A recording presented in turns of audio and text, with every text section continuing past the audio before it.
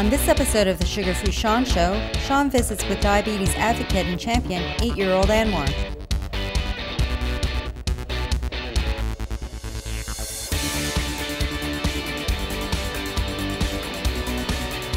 I'm excited today to be in Anwar's backyard in his own field of dreams to sit down with him and his family. Could you tell me a little bit about your daily routine from the time that you get up in the morning and everything that you do during your regular day? When I get up, I go down to the kitchen, I check my blood sugar, do the bolus, and then eat my breakfast. I go to school. I have to check my blood sugar in both snacks and at lunch. Well, like the first 2 years, my older brother and me would always have to go at lunch to check on Anwar to see if he's okay, to help him do his bolus, and also at recesses. And after school, sometimes I have sports, soccer, taekwondo. I have to check my blood sugar before and after the activities. And sometimes I have to get out of my training to check my blood sugar to see if everything's all right. What's this over here? That's a picture of me when I was about, 3 or 4 years old. I was playing just for kicks. And I had a Tim Horton injury. Okay. What's in the basket here? Well, this is for when my night table, like everything is for when my parents come at night and then they check me. Like this juice, insulin shot, like a shot if my blood sugar is like 20 or something. But if it's like high, like maybe the site's not working, it's 12 or something. So when you're at school and you test your blood sugar, how are your classmates with your diabetes management? Well, my classmates, they're comfortable with it because in JK, I told them everything that they had to do if something happened to me and I couldn't deal with it. Some of the people that were in JK with me are still in my class, and the people who weren't in JK with me, they're comfortable with it too because they've seen my presentation. So you just talked about your presentations. Now you're kind of a YouTube sensation. You have lots of videos on YouTube. So can you tell me a little bit about what you talk about in your presentations? Yeah, I talk about my mission, talk about the types of diabetes, how I live with type 1 diabetes, and the JDRF walks. Now you've got 2 major sports that you play. Can you tell me about those sports and what your routine is around playing those sports? Sometimes I have to get out of playing, like my training, or even out of games to check my blood sugar, and I lose time helping my team, and then I have to get substituted sometimes.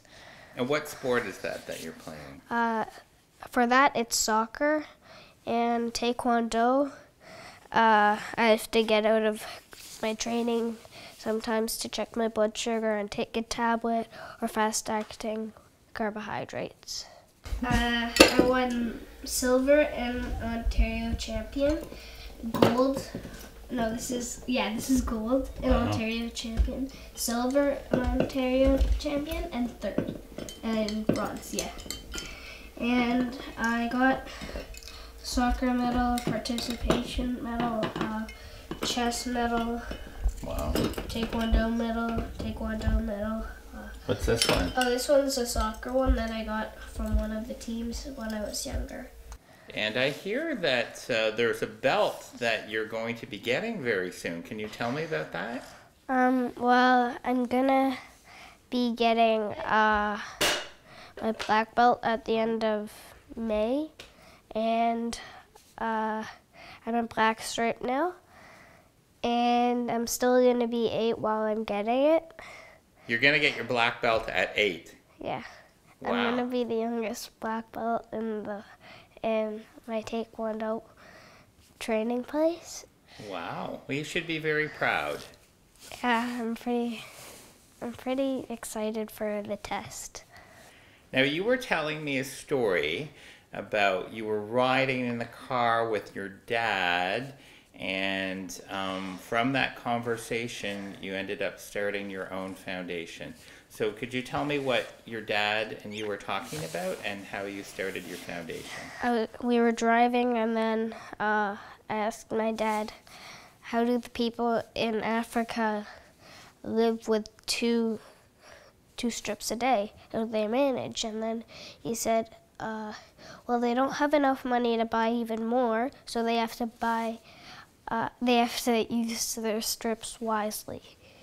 And then he said, why don't we make a foundation? And then I said, yeah, sure, that's a good idea. And then when we got back home, we started making a page, and then we made a presentation for the school. And then I did it to each class in the school. Well, I'm lucky that we got time to sit down with you. You sound very busy. Thanks. Well, I manage it pretty well. And how does your family help with your diabetes management?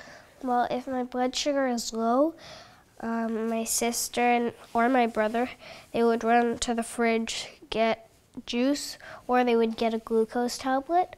My brother and my sister, they call my mom or dad sometimes, and then they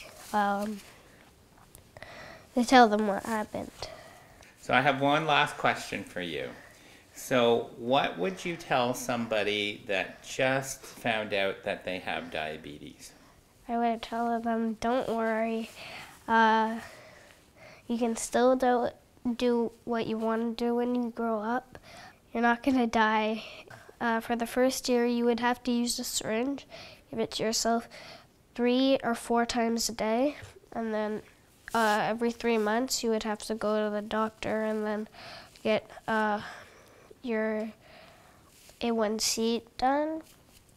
And if it's high, like 9 or something, you're not managing your diabetes well enough.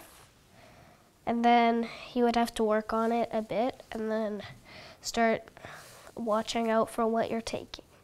So if your family was watching this show, what would you like to say to them? Thank you, and enjoy the show. A big thank you to Anwar and his family for showing us great examples of how to live well with diabetes, and it takes a whole team of people. Anwar is a true diabetes champion, and to find out and meet more diabetes champions across North America, please visit our Facebook page. But in the meantime, I'm going to head onto the pitch and play a little soccer with Anwar. Anwar, I'm open. I'm going to give it back to you. Oh, nice. Yeah.